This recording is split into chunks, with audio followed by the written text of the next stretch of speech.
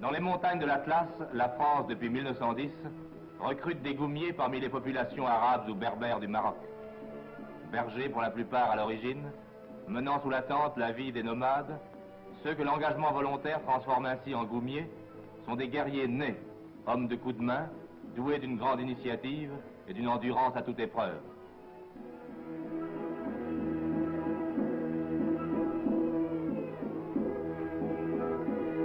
Leur entrée dans les GOUM, sanctionnée par la pose de leurs empreintes digitales sur les registres militaires, fait la joie et l'honneur de leur famille, restées, malgré la vie pastorale, passionnément attachées aux traditions guerrières ancestrales.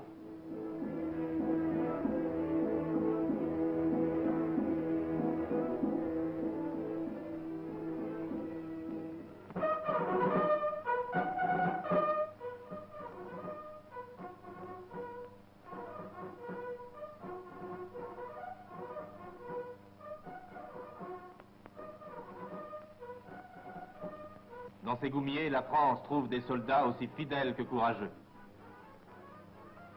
Après son engagement, le goumier continue de vivre dans le souk, à la construction duquel il travaille d'ailleurs lui-même. Souk des hommes mariés, souk des célibataires.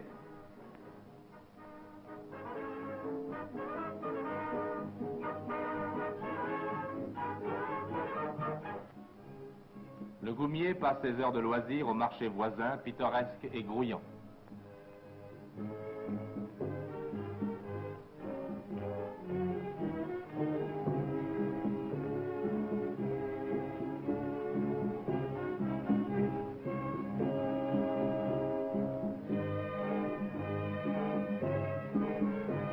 Ces farouches guerriers ne croient pas déchoir en pratiquant l'art paisible du tricot.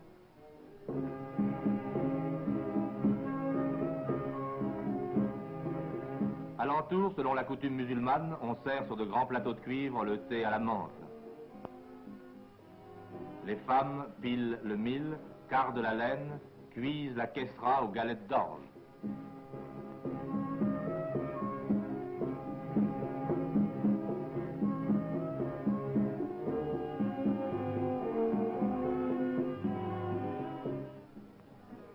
La vie familiale est à l'honneur.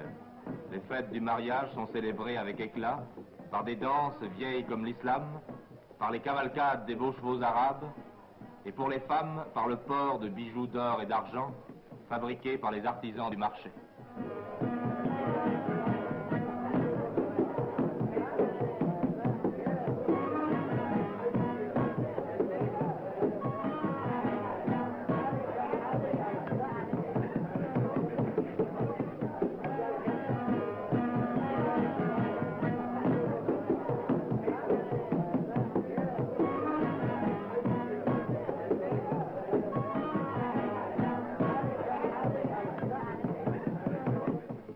Le cheval, la guerre, conditionnent la plupart des activités de ces artisans.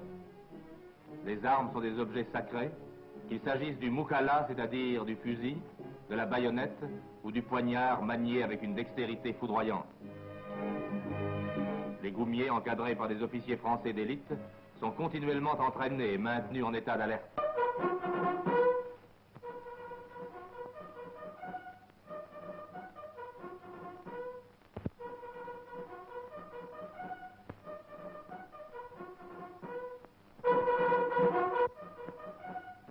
L'appel du clairon annonce que les manœuvres commencent et que le GOUM va partir pour des exercices de préparation au combat. Les hommes accourent vers leurs chevaux.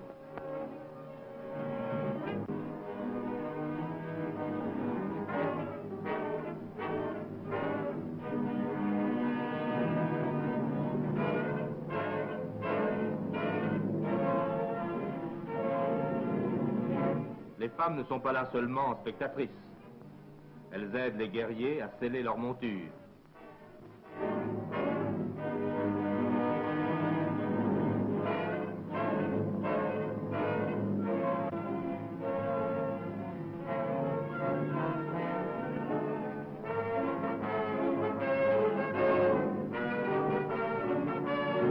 Elles apportent les fusils et les cartouchières. Tout est prêt, à demi dressés sur leurs étriers. Les cavaliers accomplis partent au galop vers la montagne.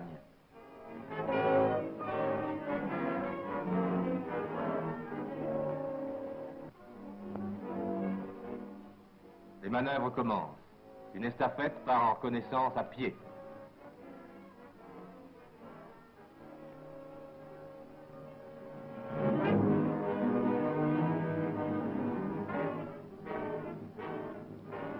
Elle laisse derrière elle le reste du goum qui met pied à terre.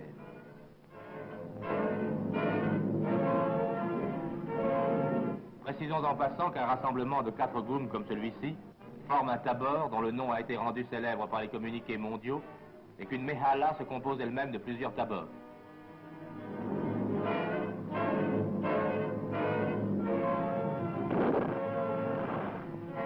Maintenant, la troupe se met en ordre de combat, utilisant le terrain pour l'attaque.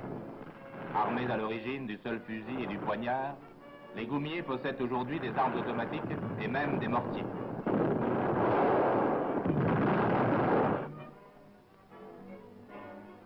La manœuvre bat son plein. L'officier qui commande le goum envoie chercher des renforts.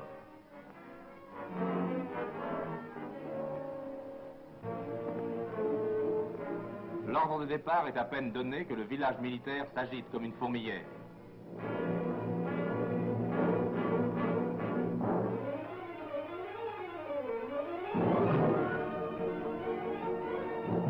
Les hommes, cette fois ce sont des fantassins, courent vers le point de rassemblement et se disposent en formation par 3.